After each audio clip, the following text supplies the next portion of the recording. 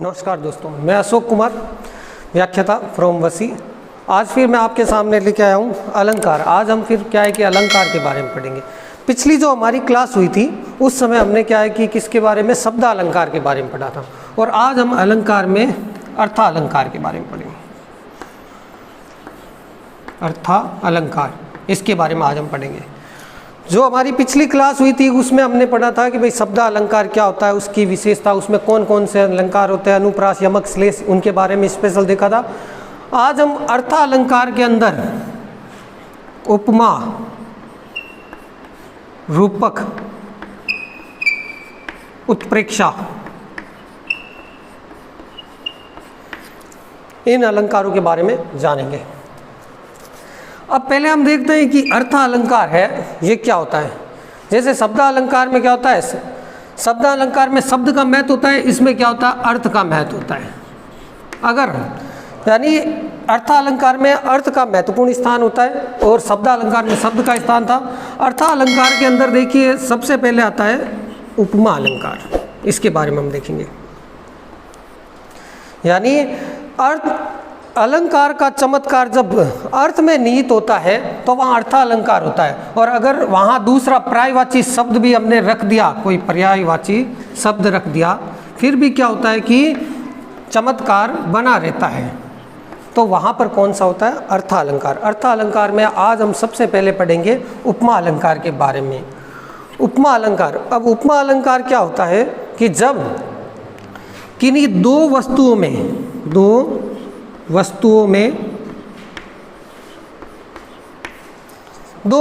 में समान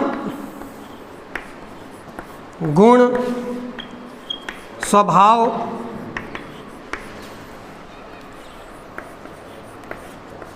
क्रिया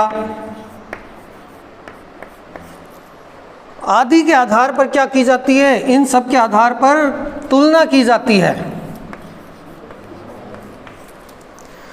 वहाँ कौन सा अलंकार होता है, उपमा अलंकार होता है। उपमा अलंकार में क्या होता है कि किन्हीं दो वस्तुओं के मध्य समान गुण, धर्म आदि के आधार पर, स्वभाव के आधार पर तुलना प्रकट की जाती है। अब उपमा अलंकार के अंदर देखिए चार इसके अंग होते हैं। कितने अंग होते हैं, चार अंग होते हैं उपमा अलंकार के। एक होता है आपके सामने उपमेय, एक उपमेय, एक उपमान, उपमेय, उपमान, साधारण, गुण, धर्म, और एक है समता वाचक शब्द। उपमा अलंकार देखिए, दो वस्तुओं के मध्य समान गुण, स्वभाव, क्रिया आदि के आधार पर तुलना की जाती है, वह उपमा अलंकार होता है। इसके चार अंग होते हैं, उपमेय, उपमान और साधारण, गुण, धर्म और समतावाचक। अब हम पढ़ेंगे उपमेय क्या होता है। यानी जिसकी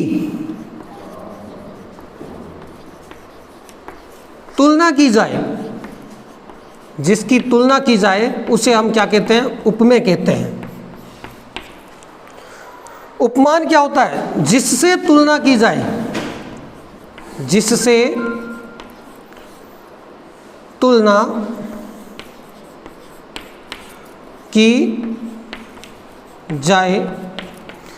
तुलना की जाए उसे कहते हैं उपमान।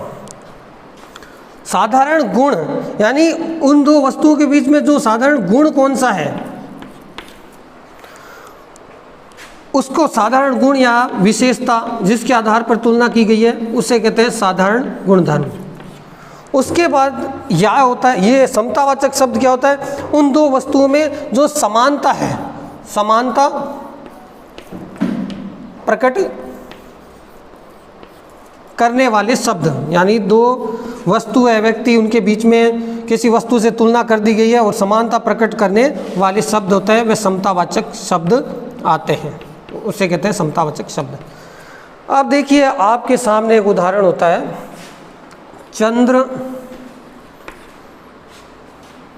चंद्रमा के समान मुख। चंद्रमा के समान मुख। आपको सबसे पहले मैंने क्या समझा, इसके 4 अंग हैं। अब इसमें अब देखो कैसे उपमेय, जिसकी तुलना की जाए, किसकी तुलना की जा रही है, यानी मुख की तुलना की जा रही है, तो ये मुख क्या हो गया, उपमेय हो गया।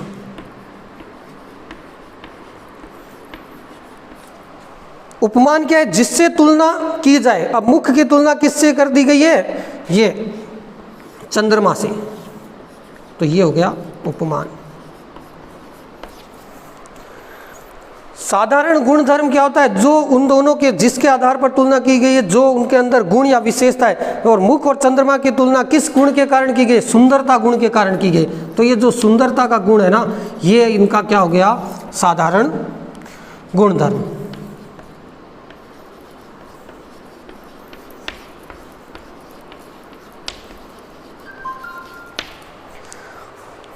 समानता प्रकट करने वाले वचन, यानी कि समतावाचक शब्द। कौन से समतावाचक, जैसे ये समान शब्द है, ये दोनों में समानता प्रकट करने वाला शब्द है, तो ये हो गया समतावाचक शब्द।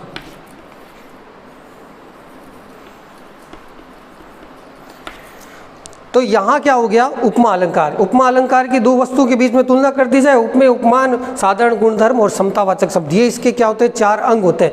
जिस अलंकार में, उपमा अलंकार में, ये चारों उपमेय, उपमान, साधारण गुणधर्म और समतावाचक, ये चारों पाए जाते हैं, तो वहाँ पर कौन सा उपमा का कौन सा उदाहरण आता है, पूर्णोपमा, यानी उसकी पूर्ण रूप से उपमा की गई, पूर्णोपमा।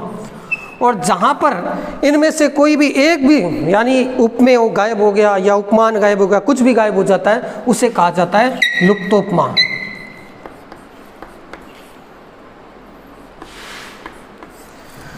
और जहाँ पर एक उपमेय है, उसके कई अंग, उसके कई उपमान बता दिए जाए, और यानी एक उपमेय है, यानी मुख, उसके क्या है कि कई उपमान प्रकट कर दिए जाए, उसे कहा जाता है, एक तो हो गया पूर्णोपमा, लुप्तोपमा और मालोपमा। ये क्या होता है, उपमा के कई आगे भेद माने जाते हैं। ठीक है, अब हम अगला अलंकार लेंगे, रूपक अलंकार।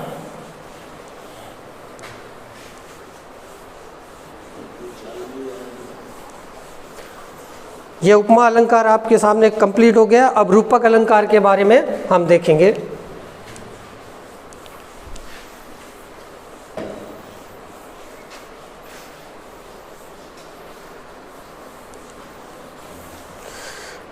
एक उपमा अलंकार के बारे में देखिए, सिंपल से वाचक चिन्ह है, वाचक शब्द है, पहचान करने वाले, उन शब्दों का थोड़ा ध्यान रखेंगे, जैसे सा, सी, सम, सरीश,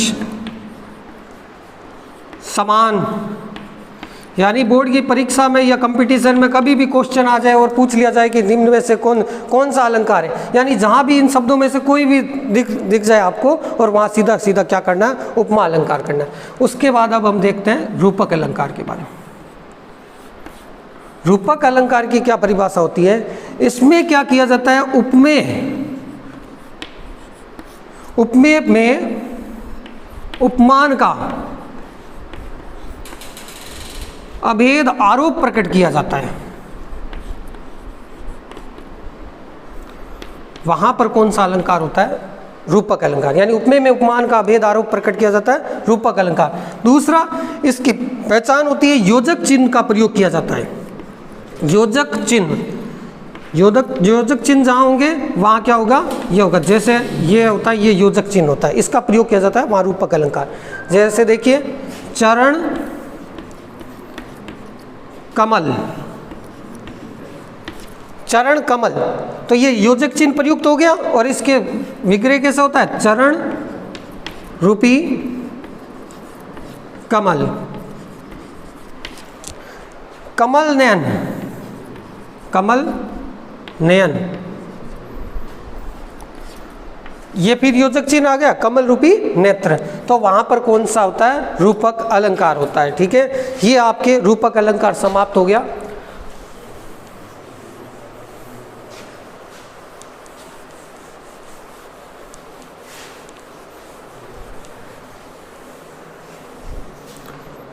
देखिए, रूपक अलंकार की पहचान, रूपक अलंकार में क्या होगा, योजक चिन्ह का प्रयोग होगा, योजक चिन्ह, योजक चिन्ह का प्रयोग होता है। उसके बाद आपके सामने आता है उत्प्रेक्षा अलंकार। उत्प्रेक्षा अलंकार, उत्प्रेक्षा अलंकार में देखिए, उत्प्रेक्षा अलंकार की क्या परिभाषा होता है, इसमें क्या होता है, उपमेय, उपमेय में उपमान की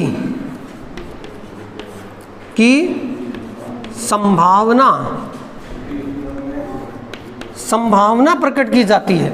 यानी उपमेय है जो आपको मैंने बता दिया, जिसकी तुलना की जाए, उसमें उपमान की यानी जिससे तुलना की उसकी संभावना प्रकट कर दी जाती है, वहाँ उत्प्रेक्षा अलंकार होता है। तो इसके जो वाचक शब्द होते हैं, इसकी पहचान करने वाले, किसकी, उत्प्रेक्षा अलंकार की, उत्प्रेक्षा अलंकार की पहचान करने वाले चिन्ह देखिए, जैसे मनु, मानो, जनु,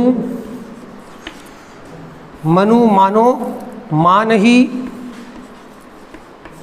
जनु, जानो, जान ही। यानी ये वाचक शब्द आपको जहां दिखाई दे वहां सीधा सीधा कौन सा अलंकार होगा, उत्प्रेक्षा अलंकार होगा। बोर्ड की परीक्षा में क्वेश्चन आ जाए, उदाहरण देख लेना, ये इनमें से जो भी शब्द आपको दिखाई दे वहां उत्प्रेक्षा। जैसे एक उदाहरण देखिए, सोहत ओढ़े पीत पट, सोहत ओढ़े पीत, सोहत ओढ़े पीत पट, श्याम सलोने घात, श्याम सलोने घात, मनो, मनो नीलमणि, मनो नीलमणि सेल पर, सेल पर आतप प्रयोग प्रभात। अब इसमें देखिए कहाँ पर संभावना प्रकट हो रही है। देखिए सोहत ओढ़े पीत पट, किसके बारे में बताया गया, श्री कृष्ण के बारे में बताया गया। सोहत सो रहे, ओढ़े पीत पट यानी पीले वस्त्रों को ओढ़ करके, पहन करके सो रहे। शाम सलोने घात, उनका शरीर है सांवला सलोना है, और उनको देखकर ऐसा आभास हो रहा है मानो, ये मानो शब्द हो गया, संभावना प्रकट है, मानो नीलमणि सेल पर, नीलमणि पर्वत पर आतप प्रयोग प्रभात, प्रातः काल की किरणें पड़ती है ना पर्वत पर और वो चमकने लग जाता है। उसी प्रकार श्री कृष्ण का सांवला शरीर है और उसके ऊपर पीले वस्त्र ऐसे लगते हैं जैसे नीलमणि पर्वत पर क्या पड़ रही है, वो प्रातःकालीन किरणें पड़ रही हो। ये है आपके सामने उत्प्रेक्षा अलंकार। मनु, मानो, जनु, जानो, ये मनु शब्द आ गया, ये आ गया, ये भी इसका क्या होता है, वाचक चिन्ह। मनु शब्द भी इसके अंदर आता है, तो वहाँ सीधा सा अपने को क्या करना है, उत्प्रेक्षा अलंकार करना है। ठीक है, उसके बाद में कुछ बचे हुए एक दो अलंकार और है, वो भी समाप्त कर देते हैं, ताकि अपनी नेक्स्ट क्लास होगी जिसमें हम क्या करेंगे, छंद के बारे में सीखेंगे।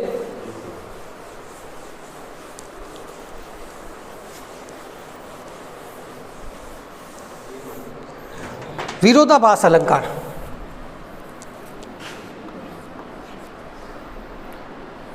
विरोधाभास, विरोधाभास अलंकार।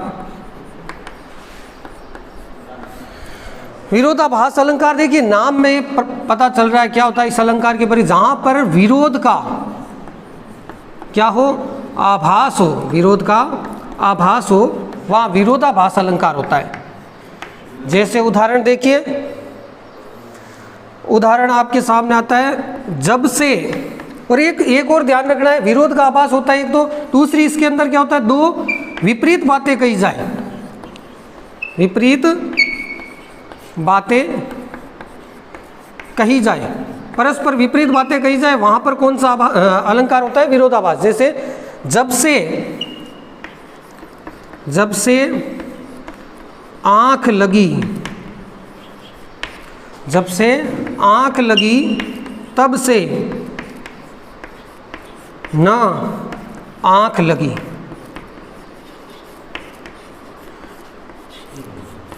यानी जब से आंख लगी, जब से आंख लगी है तब से, वही विपरीत बात क्या कहती है, तब से ना आंख लगी, यानी जब से आंख लगी है तब से नींद नहीं आ रही।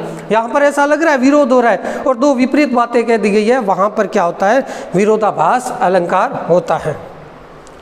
अब हम देखेंगे नेक्स्ट अलंकार के बारे में, अतिशयोक्ति अलंकार। एकदम सरल अलंकार है ये जो अलंकार है, विरोधाभास हो गया, अतिशयोक्ति हो गया। एक एक उदाहरण ही करा रहा हूँ, बाकी सरल है एकदम। अतिशयोक्ति अलंकार,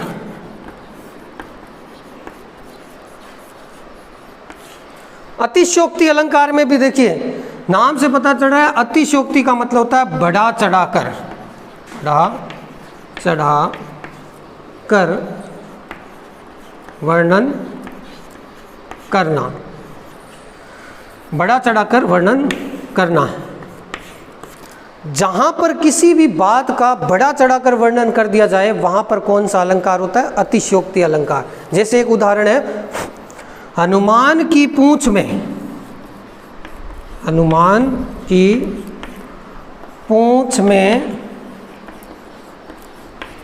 लग ना पाई आग, लग ना पाई आग, हनुमान की पूंछ में लग ना पाई आग, लंका सारी, लंका सारी जल गई, गए निशाच पिशाच भाग।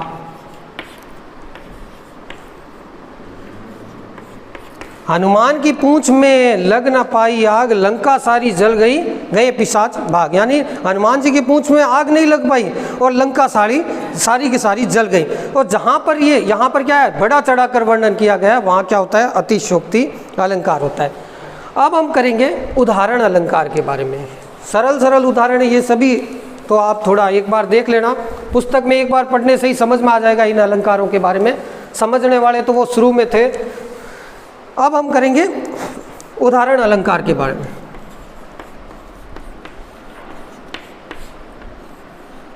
उदाहरण अलंकार, उदाहरण अलंकार क्या होता है? इसके अंदर एक बात कही जाए, एक बात कही जाती है और उसकी पुष्टि करने हेतु कि वास्तव में वो प्रमाणिक है या नहीं है, दूसरी बात हाथों हाथ उदाहरण के रूप में प्रस्तुत कर दी जाती है। वहाँ कौन सा होता है? उदाहरण अलंकार होता है। जैसे नीकी पे, नीकी पे फीकी लगे, फीकी लगे बिनु अवसर की बात, नीकी पे फीकी लगे बिनु अवसर की बात, नीकी पे फीकी लगे बिनु अवसर की बात। जैसे, जैसे बरनत, जैसे बरनत युद्ध में रस श्रृंगार ना सुहाग। यानी नीकी पे फीकी लगे बिनु अवसर की बात, यानी कि अच्छी होने पर भी फीकी लग जाती बिना अवसर कही गई बात। जैसे वर्णित युद्ध में, युद्ध का वर्णन चल रहा है और वहां पर हम क्या करेंगे? श्रृंगार, सुंदरता का वर्णन करेंगे, तो वो किसी प्रकार से अच्छा नहीं होगा, क्योंकि युद्ध के वर्णन में तो वीर रस का ही वर्णन किया जाता है। तो ये था आपके सामने उदाहरण अलंकार। ये लमसम जो भी हमारे 12वीं बोर्ड परीक्षा में आते थे अलंकार, वो हमने समाप्त कर दिए। अब हमारी जो नेक्स्ट क्लास होगी उसके अंदर हम क्या करेंगे? छंद के बारे में सीखेंगे। छंद क्या होता है, उसके अंदर मात्राओं के बारे में कैसी गणना की जाती है, वो हमारी नेक्स्ट क्लास के अंदर होगा। सभी से, बच्चों से, विद्यार्थियों से निवेदन है कि हमारा ये जो चैनल है इसको क्या कर दीजिए, लाइक कीजिए, सब्सक्राइब कीजिए। धन्यवाद।